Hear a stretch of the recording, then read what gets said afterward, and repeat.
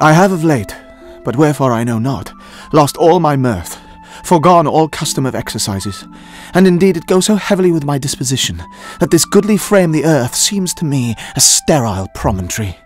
This most excellent canopy the air, look you, this brave o'erhanging firmament, this majestical roof fretted with golden fire, why it appeareth nothing to me but a foul and pestilent congregation of vapours.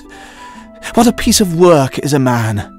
How noble in reason, how infinite in faculties, in form and moving how express and admirable, in action how like an angel, in apprehension how like a god, the beauty of the world, the paragon of animals.